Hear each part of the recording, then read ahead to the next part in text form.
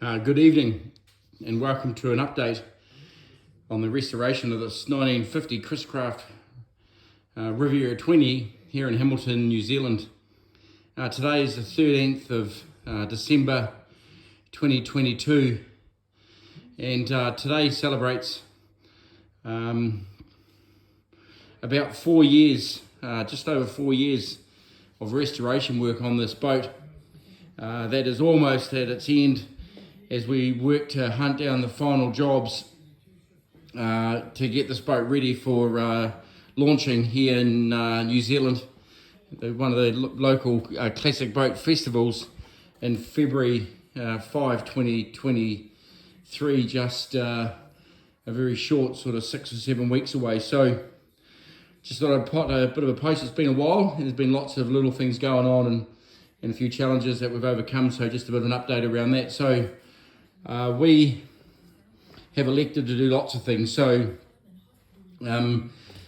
we varnished the boat using a Allcraft gloss varnish, single pot urethane.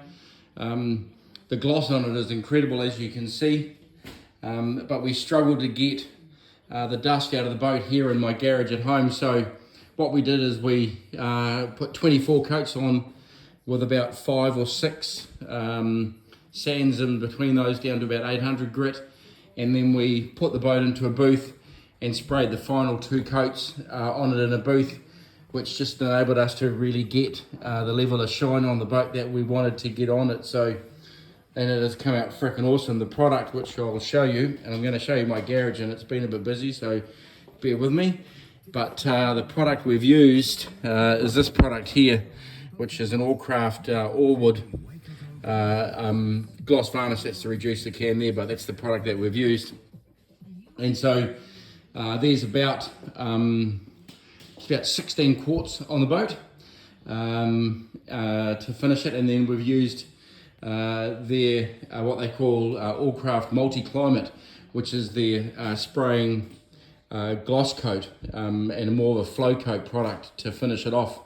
So boat's been bleached, it's had the correct Sandusky stain applied, and then it's had 26 coats of varnish, which has just taken an incredible amount of work, and I wouldn't recommend it. So we found a signwriter in Hamilton, out on Waiheke Island actually, Chris Fields, who come down and flicked on the name, 24 karat gold leaf, laid in by hand, and it was a real credit and a real enjoyable experience watch Chris do that. So I'm forever appreciative of his efforts.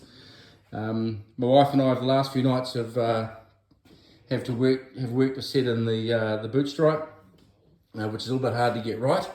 But we've got that to where we want it to be, so that's a little bit of imperfection there as it crosses the trim of the timber or the plank joint, but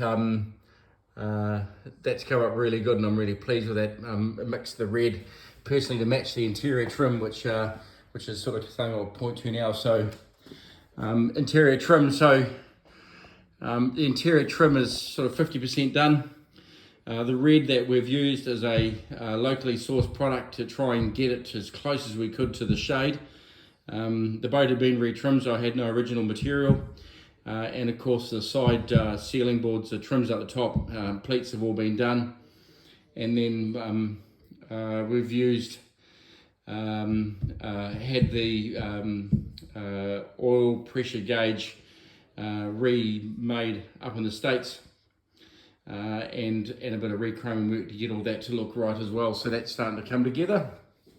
Windscreen mounts are positioned, just waiting on some final bits of rubber trim to come out of classic boat parts in the States. I forgot to order them, which was a real kicker. So I've got a special order of those, and they're on their way down as well. So with the rubber, I'll be able to, because this has all been templated in, is to adjust the template to suit the rubber and then have the new glass screens cut.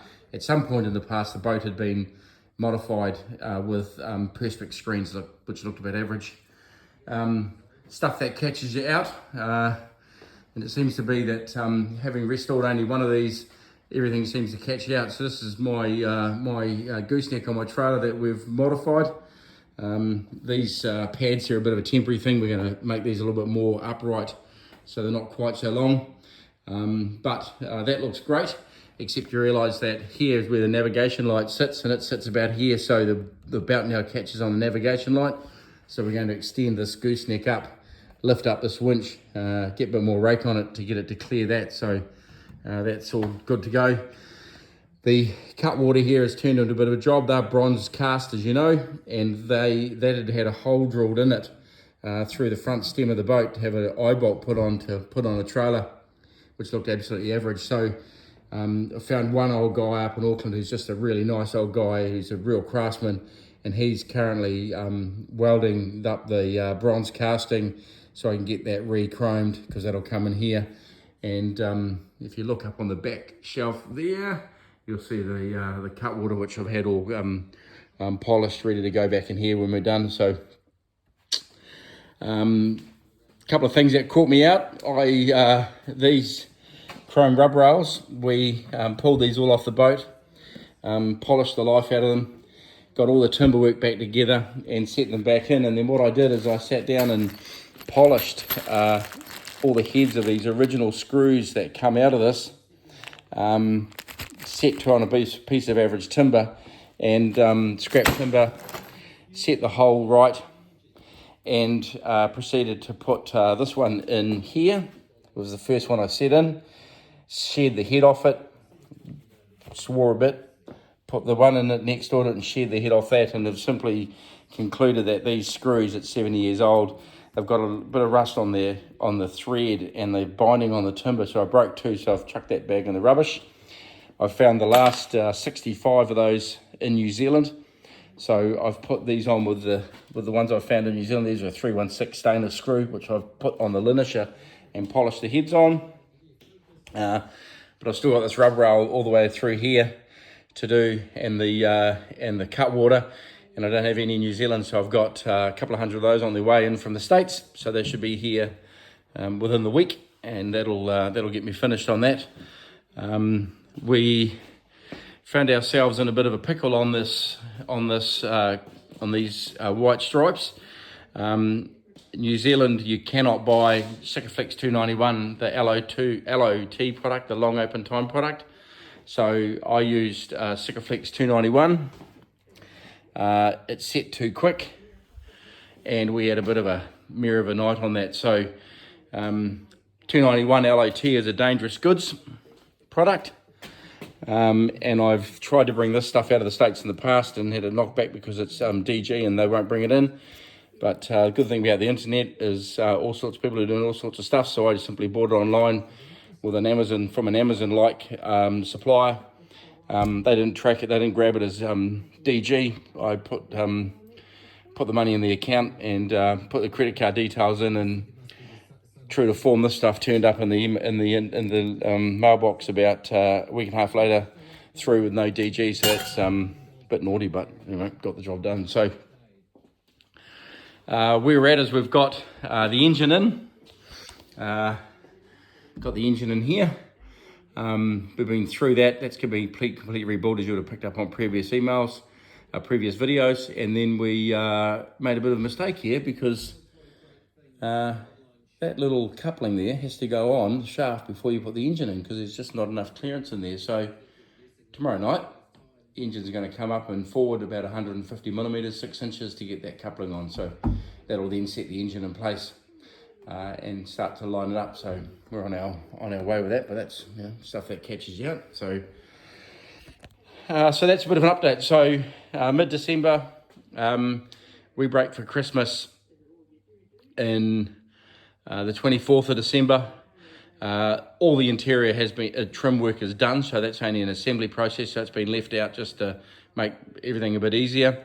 I've got a regulator to find for the starter motor, for the generator, sorry, and then that will we should be in a position where we can kick the engine into life on the weekend. So really starting to feel like I can turn the corner of this. So the goal by Christmas is to have all the engine in set up running by the end of this weekend, and then next week is to have all the caulking done on the deck, and then 800 the deck, and then I'm just going to lay in the last coat of varnish over the top of the caulk, and then we'll be ready to prep it up, and then just continue to hunt it away in the new year and then down into February. So it's been an update. It's been an incredible amount of work. There's well over 2,500 hours in it. I'm not an expert. I do a lot of stuff twice. I've lost count how many times I've climbed in and out of it. I don't know if I'd recommend buying one done, because there's a lot in here and you need to be able to make sure that you're getting the right work done on it. A shortcut on this would look probably just as good but wouldn't be as thorough. So, but yeah, if anyone's got any questions, they can reach out to me. I'm easy to find, because ultimately you can make some mistakes on these things that cost time. So anyway, that's been an update. A bit of a ramble, 10 minutes, on the restoration of this 1950 Chriscraft Riviera 20 here in Hamilton, New Zealand. So thank you.